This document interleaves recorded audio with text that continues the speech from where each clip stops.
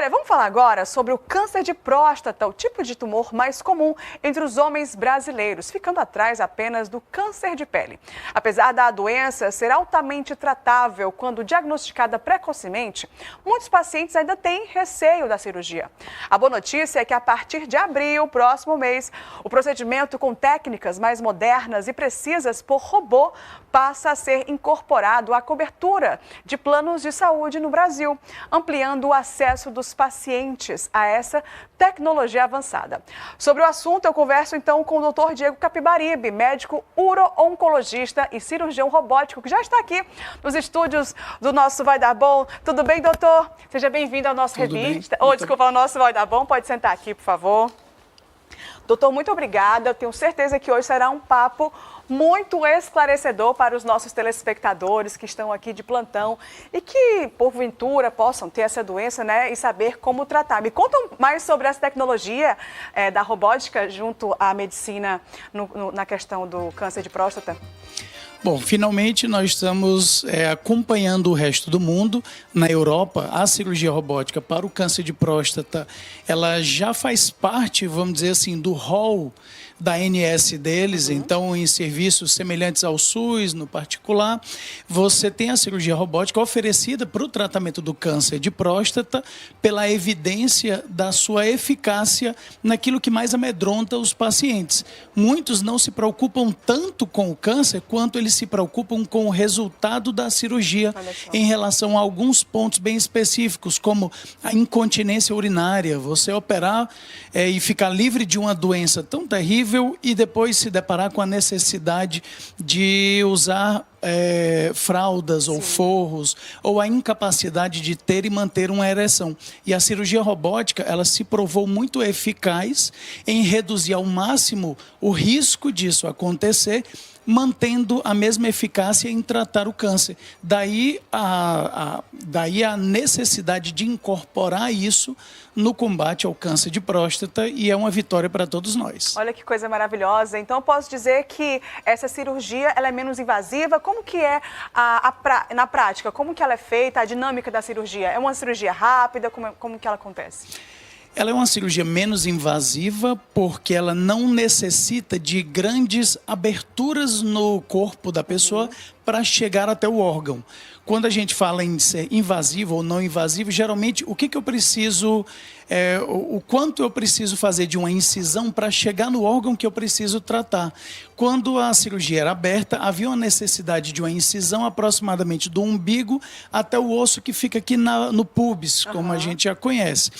Na cirurgia robótica, como a laparoscópica, elas não necessitam de grandes incisões. São pequenos cortes de 1, no máximo 2 centímetros, que têm repercussão. Primeiro, por não haver...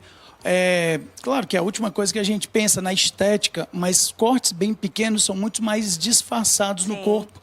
E a percepção do que a cirurgia fez com o paciente, ele percebe que foi muito menos invasiva. Menores incisões e menor dor. Menores incisões, menor risco de infecção na ferida cirúrgica e de sangramento. O risco de sangrar na cirurgia caiu em torno de 3 vezes. A média era de 800 ml de sangramento numa cirurgia aberta, e isso cai para 150, 200 ml numa robótica. Eu já tenho uma década que eu opero essa cirurgia e eu não me lembro do último paciente que precisou de transfusão sanguínea. E isso é um benefício que é distribuído para todo mundo que faz cirurgia robótica. Olha que maravilha. E vamos falar então sobre esse avanço maravilhoso, né, para quem faz o uso dos planos de saúde. Agora essa cirurgia robótica estará disponível através dos planos de saúde, né? Como é que foi isso? Fala um pouco também dessa felicidade para a nossa população. Bom, a cirurgia robótica a gente tem tentado incorporar ao sistema de saúde como um todo, tanto o SUS como o particular, desde 2018. A Conitec, que é uma comissão que avalia a implementação de novas tecnologias em saúde, ela já tinha se debruçado sobre o assunto em 2018, mas a robótica na história da humanidade ainda estava muito recente. Em 2021, mais uma vez, foi analisado, mas só em 2025 a gente adquiriu informações científicas robustas para valer a pena incorporar, trazendo reais benefícios ao paciente. De certa forma, a gente precisava treinar o mundo a usar robô e esperar isso acontecer de forma que a gente pudesse coletar esses dados e apresentar, olha, em locais de grande volume, hospitais que operam com muita frequência, a cirurgia fica mais rápida, ela sai de cirurgias de 3, 4 horas para cirurgias de 1 hora, olha o só. nível de sangramento, de complicação, a forma como a gente usa o robô em locais onde o volume cirúrgico é grande, torna ela mais custo eficiente. O robô ele chega a custar $1,5 milhão, $2,5 milhões de dólares. E com o dólar a R$5, é um custo bem alto para cada setor incorporar. Então você precisa ter não apenas esse carro de Fórmula 1, mas um bom piloto e um bom box para que você tenha pessoas para lhe auxiliar. E essa é uma comparação que a gente faz muito da robótica, porque o robô não é um agente. O carro de Fórmula 1, se ninguém ligar, ele não liga. Ele não anda só. Você precisa de um piloto muito bem treinado, uma equipe para lhe dar esse suporte, e aí sim o carro se torna uma ferramenta para pole position, para uma vitória. Olha, foi uma analogia perfeita, viu, doutor? E o pós-cirúrgico? Posso dizer, então, que é mais tranquilo? Essa recuperação é mais rápida para esse paciente? Com certeza. Em média, os pacientes vão de alta com 1 a 2 dias, quando antigamente ficava bem mais tempo. Em torno de, a depender de cada cirurgião, de cada inclusive até de cada país. Tem a depender de como funciona aquele sistema de saúde. Se você não necessita manter o paciente internado por motivos burocráticos, em média, com 24 horas, como acontece muito nos Estados Unidos, o paciente está em casa. Alguns pacientes operam à noite e de manhã estão em casa. A dor é muito mais bem controlada e permite ele levantar e caminhar. Então ele se sente bem, confortável, volta a se alimentar normalmente e aí não tem por que ficar no hospital. Então o conforto da recuperação mais rápida, da continência, conseguir segurar o xixi e não perder na roupa, recuperar a capacidade de ter e manter ereções e relações sexuais normais é muito mais precoce. E o fato de você acordar bem, acordar sem dor, ir para casa no dia seguinte e voltar às suas atividades.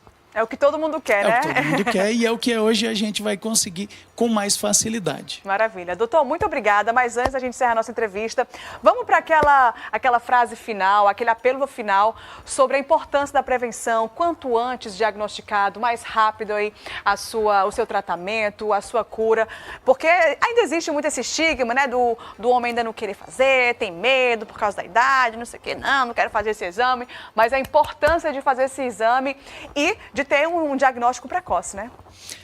Bom, o diagnóstico precoce ele é tão importante para você ficar curado, quanto é importante você olhar para a pista e não bater num poste, porque se você espera sentir alguma coisa, provavelmente não dá mais tempo de desviar. Então o câncer ele é uma doença silenciosa quando ainda é curável. No momento em que ela se apresenta, no momento em que você escuta a batida no poste, não tem mais como desviar o carro e só lidar com os danos realizados. Então, 85% hoje dos tumores de próstata são diagnosticados ainda localizados, fáceis da gente tratar e curar. 15% são as doenças fora do nosso tratamento curativo. E a diferença pode ser aquele ano que você deixou de ir ao urologista por preguiça, por medo, por qualquer motivo que seja. Descobrindo mais cedo, antes de doer, resolve-se muito mais do que depois que não tem remédio. Então, procure um urologista.